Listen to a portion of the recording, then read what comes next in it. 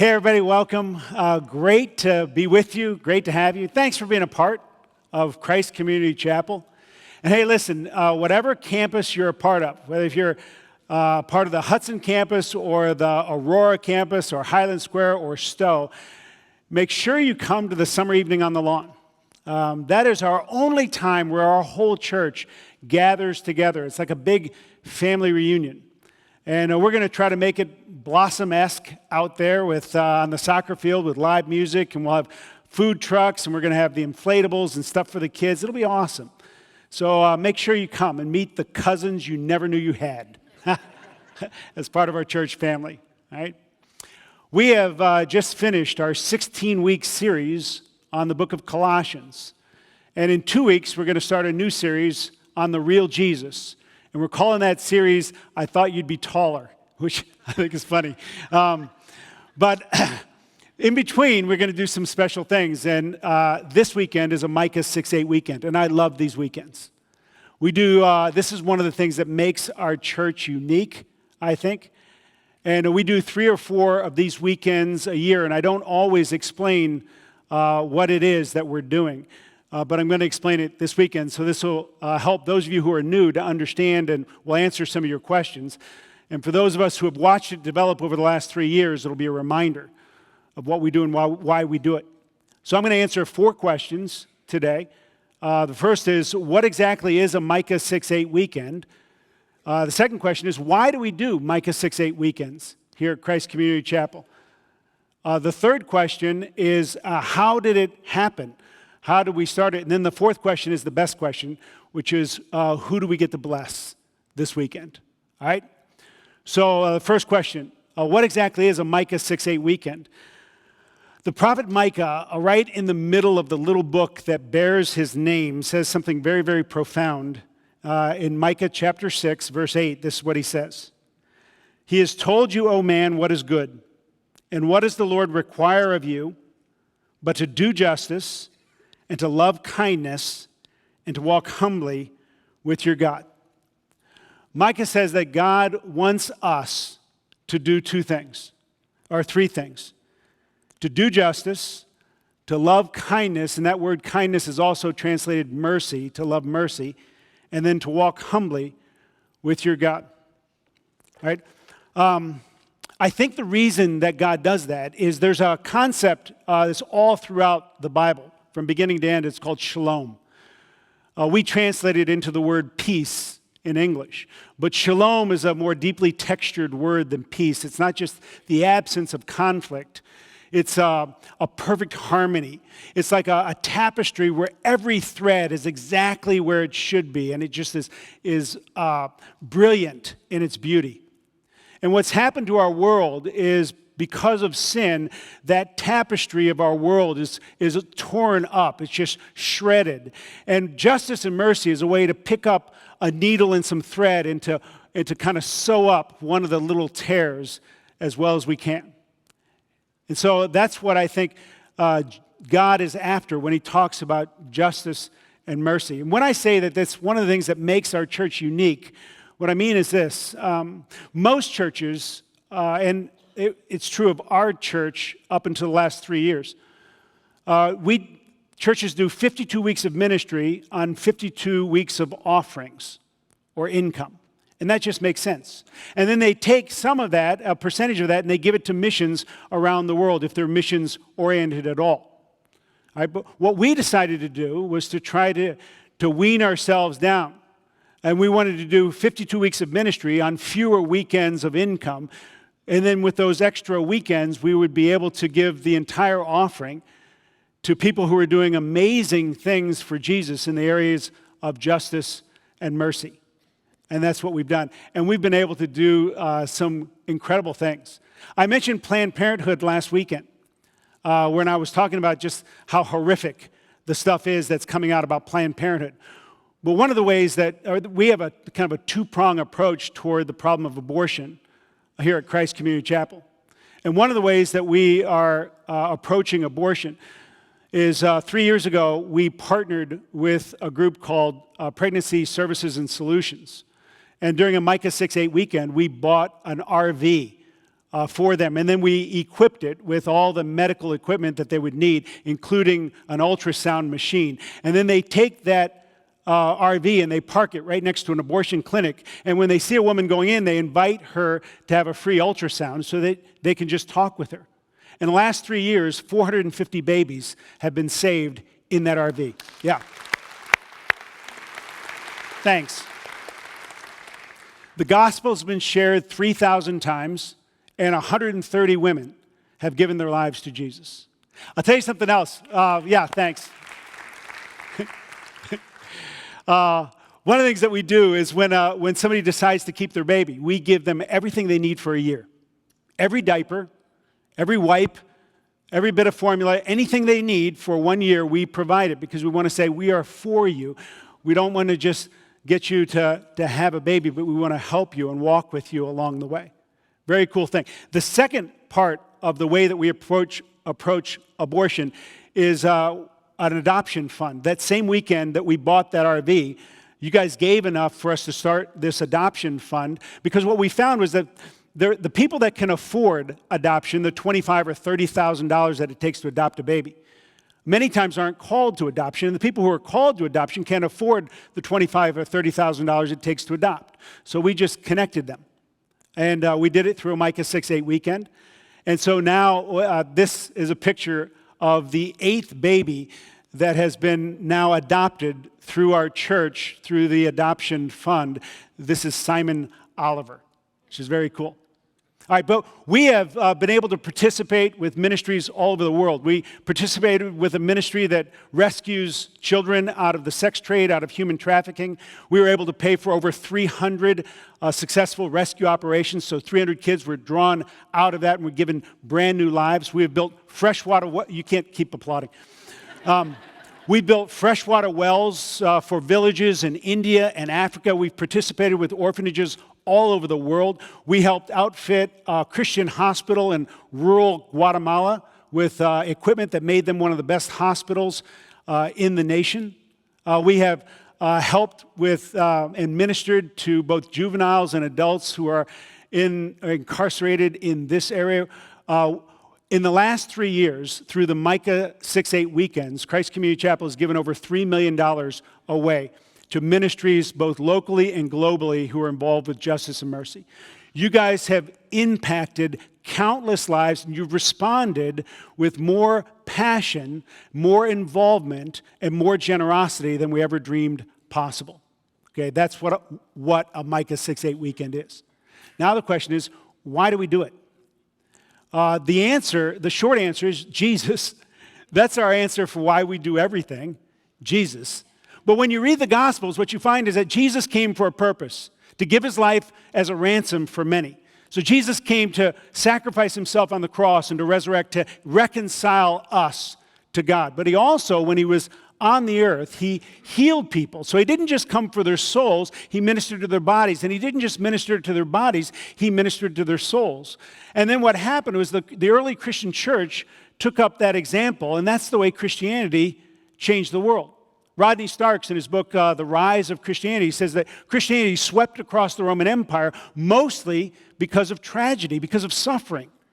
Because when Christians would see people suffering, they would run in to kind of sew up that fabric. When the plagues hit Roman cities and people were fleeing the cities, Christians ran in. And they ministered to complete strangers at the risk of their own lives. And when that person that they were ministering to survived, they would look at the Christian and say, why? Why would you do this? And the Christian would be able to look at them in their face and say, Jesus. Let me tell you about Jesus.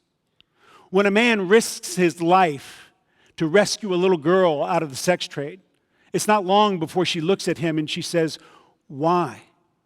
Why are you different than any other man that I've ever known in my whole life? Why would you risk your life to do this for me? And he gets to look in that beautiful face, in those beautiful eyes, and say, Jesus. Let me tell you about Jesus. That's why we do it. But then I've had the privilege of going all over the world and seeing ministries that are doing just that. And they're doing just phenomenal things for Jesus. And then they have to stop what they're doing and come to the United States and go around and beg churches like ours for money so that they can go back and do what God called them to do. And I've thought for years, there has to be a better way than that.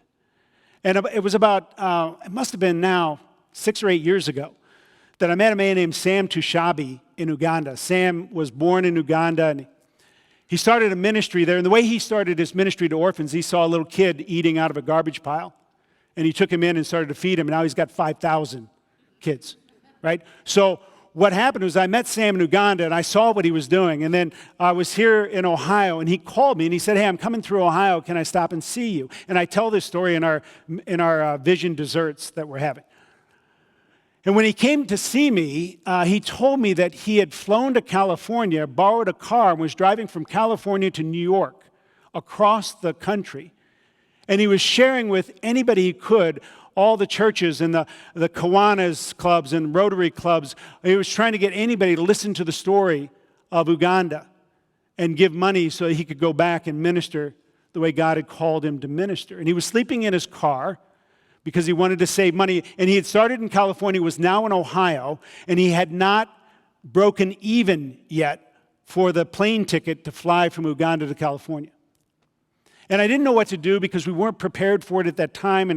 And so I had him sit right here in the front row. And during the services, I would mention him. I told you what he was doing. And but I didn't take an offering or anything because we weren't prepared. So between the second and third service, somebody came up to me and they said, you have a bucket there, because I had a bucket for a prop. And she said, why don't you just tell people that they can give money to Sam in the bucket if they want to? And so I said, all right. So at the end of the third service, I said, hey, if you want to give to Sam, you heard his story, then here's a bucket, right? And I gave the benediction, and then you guys lined up and started coming, and people were crying, and they were taking out all the money in their wallets and putting it in the bucket. And Sam and I took the bucket back to my office, and we counted out the money, and it was $10,000, right? Phenomenal. So I thought right then, I was going, wow, these people have a longing to do what God has called us to do, which is justice and mercy, and we're not doing it. And so what we figured out is that somehow we have to connect that. That's why we wanted to do it, because I thought we have to somehow connect your desire to give. And what I figured out about giving is this, that giving for a Christian is a little bit like investing. I get that from Matthew chapter 6. Jesus says, don't store up for yourselves treasures on earth. Don't put all your money in your portfolio on earth. But store up for yourselves treasures in heaven, where moth and rust doesn't destroy, where thieves don't break in and steal. What he's saying is, every time you give, you're investing in a portfolio that's kept for you in heaven. That's a kingdom portfolio.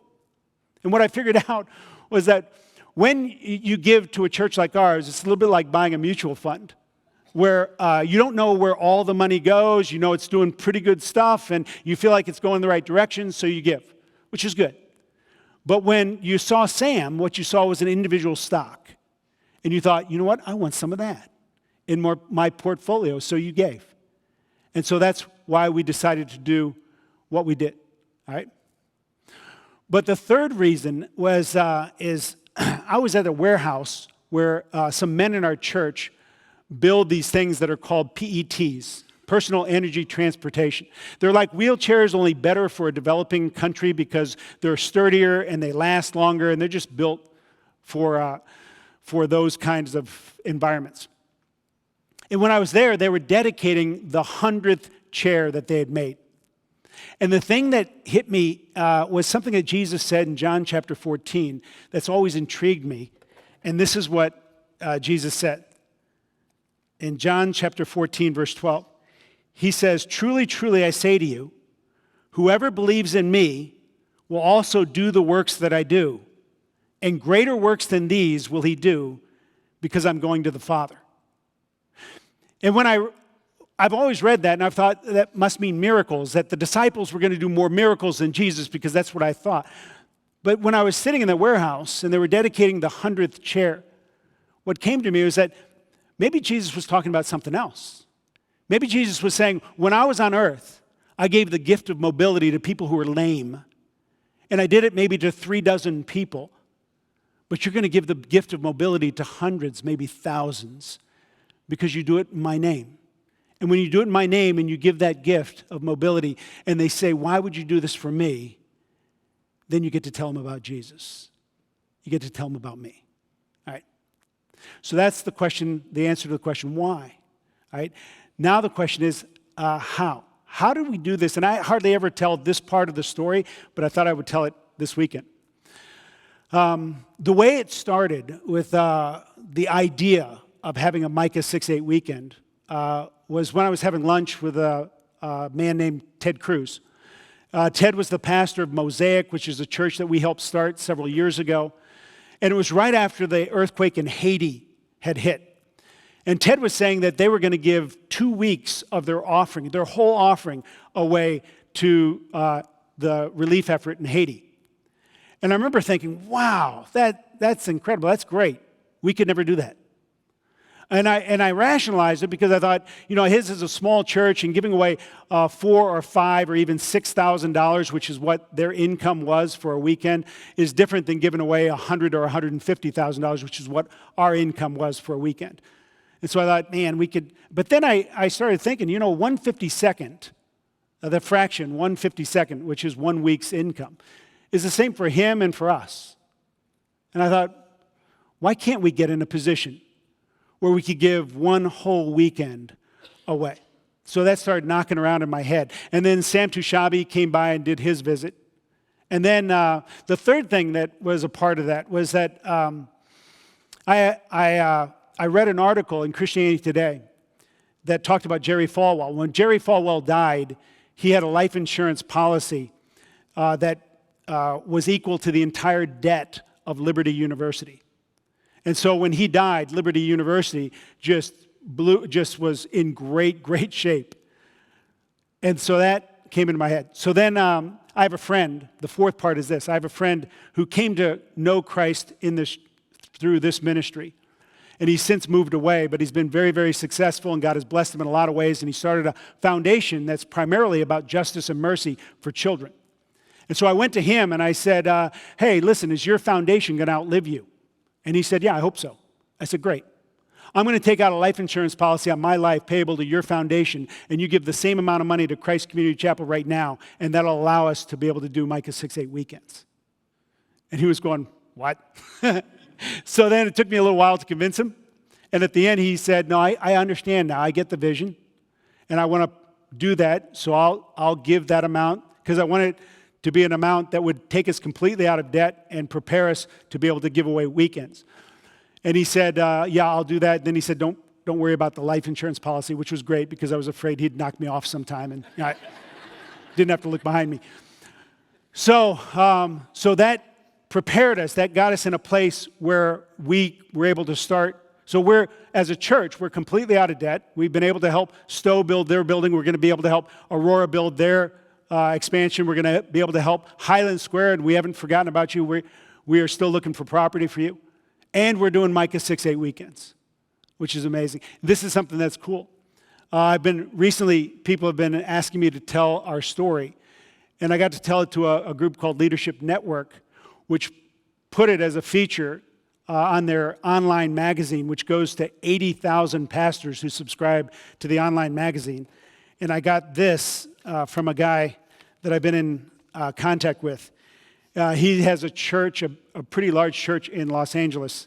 He says, Joe, so we're mimicking you guys on the second weekend of October. Every dime that comes in during our 4 services will be given away. Half to those in LA who are bravely attacking the human trafficking trade here, and the other half to families of the persecuted in Iran, Iraq, and Yemen. And then he said, thanks for the model, David. All right, so that's how. Now we get to the best part, which is who. Who do we get to bless this weekend? This weekend is a children's weekend, which I always love because Jesus had a real soft spot in his heart for children. And we are featuring 3 ministries, and all the offering for this weekend will go to one of these 3 ministries. And I'm just going to describe the ministries to you, but during the offering time, at the end, there's going to be a video that will introduce you to each of the ministries. The first ministry is going to be Sam Tushabi in Uganda, which I already told you about. Oh, something I need to tell you about Sam that is not uncommon with these guys who run these kind of ministries. He doesn't take any income from the money he raises. He's an artist who has a contract with an art gallery in Great Britain that sells his paintings, and that's the way he supports himself, his wife, and their 17 children, right? 14 of which are adopted. That's another thing you'll find with people who have these kinds of ministries. All right, so one is Sam Tushabi. The second is a ministry in Haiti that we've been involved with as a church for a while, but we've never participated with them in a Micah 6-8 weekend. It's called Kusina, and they're doing an amazing work in Haiti. And then the third ministry is what we're calling Operation Rescue, which is a fund that will help rescue children out of human trafficking. And we're just calling it the Rescue Fund because we found several ministries that are doing great things in the area of prevention and the area of rescue that need our help right now. And they all need our help right now. So the money will go to those. So what I want you to do right now is take out the card that you hopefully got on your way in. If you didn't get one of these cards, I need you to pick one up before you leave. This is our Do Justice, Love Mercy, Walk Humbly card. It's a Micah 6-8 weekend card. We always do three things with a Micah 6-8 weekend. We want to pray, give, go. Those are our three things. Because we don't want to just be a check that people get on the field and they get a check, and that's a great blessing. We want to be an encourager. We want to be involved. We want to be connected. So, you put your name. If you feel touched by a particular ministry after you watch the video, then you can check the box and say, I want to be a prayer partner for that ministry, which means you'll get pinged once a month with the specific prayer request for that ministry. All right, they'll do that for a whole year for you. All right. The second thing is give, which everything you give, if you want to designate it for a particular ministry, it'll go to that particular ministry. If you don't designate it, it'll be divided between these three ministries. All right? And the last thing is go. If you want to take a trip to a mission trip to Haiti to help them, or a mission trip to Uganda to help Sam, then you can check that in your box because we are forming mission trips for 2016 right now. All right? So when you fill that out, you can drop it in the offering plate if you've done it in time for the offering plate. There are boxes in the back of some of the campuses, and at the Hudson campus, there's boxes in the back where you can hand it in to the Welcome Center at your particular campus. All right? He has told you, oh man, what is good? And what does the Lord require of you but to do justice, love mercy, and walk humbly with your God? So that's what we're going to do this weekend. Have a blast. Get some of these ministries in your kingdom portfolio. Rejoice. Know that you are changing lives and that you are giving the opportunity for people to minister in Christ's name in such a way that the children they minister to will eventually turn to them and say, why would you do this? And they get to say, Jesus. So I'm going to have the ushers come at all the campuses. I'm going to pray over the offering. A video will start. You give. And if you didn't bring money today, then you can give throughout the week. All that will be designated toward Micah 6:8. All right? Guys, come. Let me pray. Father in heaven, thank you for this opportunity. Thanks for the chance to participate with you in justice and mercy and sewing up some of the tears in the fabric of our world. Thanks for your deep love for us. I pray that as we give, that love will be communicated to children all around the world and in these particular ministries, and that people will be able to communicate your love for them through what we give. Thanks for not only the opportunity, but the capacity to give. Use this. Bless the world. We pray this in Jesus' name. Amen. Now watch the video.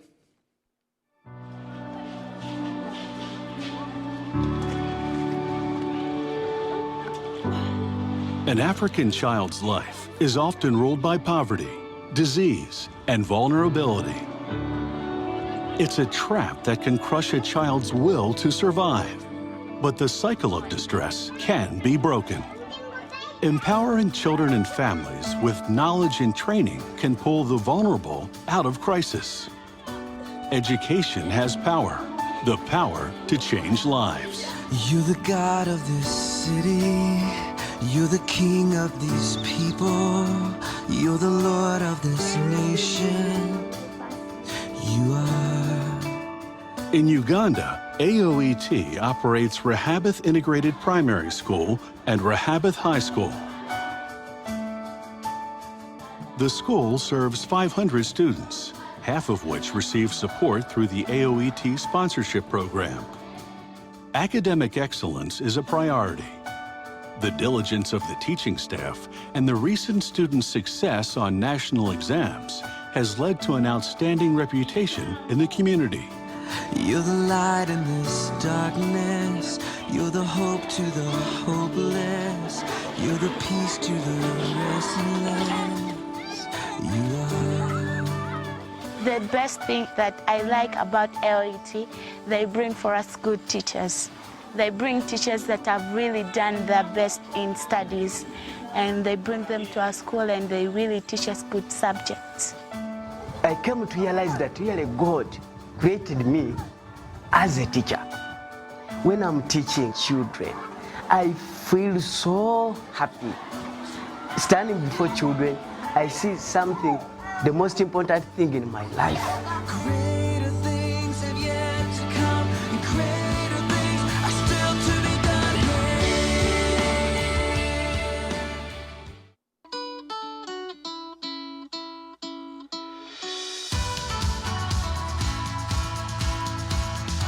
Hi, my name's Tony Iannetta. We've been working with Christ Community Chapel since 2006 with a Christian school in Haiti called Institution Univers to help the students there become that next generation that will change the whole landscape of Haiti, spiritually, intellectually, socially, and economically.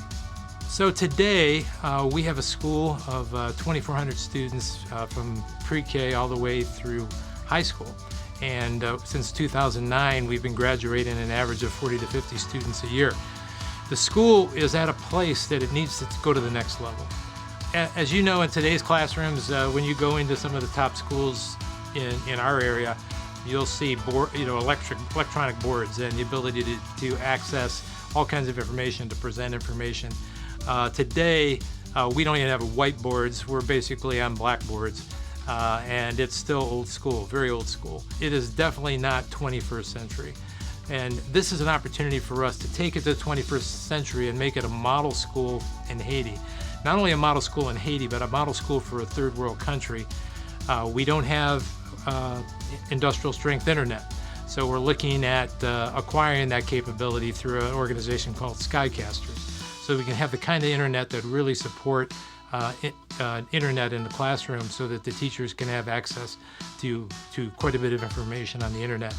On top of that, we don't have the ability to project anything in the classroom. And in today's classroom, that is pretty standard capabilities. We're very focused today on cultivating hope in Haiti, one life at a time. And we believe that based on the foundation of Jesus Christ and these students being educated at a very high level, we can have an impact.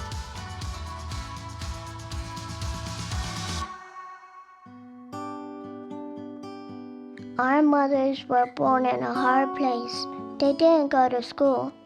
They were giving our soul to other men when they were little. They carried us, suffered, brought us into the world. God gave us mothers. But without freedom, a voice, or a job, what could they do? God gave us mothers. And if you give our mothers a chance, they can change your village. If you give a mother a goat, she will raise it, get milk from it, or sell it. And her children will have food to eat. If you teach a mother to read and write, she will learn and have a voice. And things will go better for our village. If a mother meets God, she will know she is loved, and that love will change everything for her and for us and our children forever. God gave us mothers. and He wants them to be free. Would you help our mothers have a chance?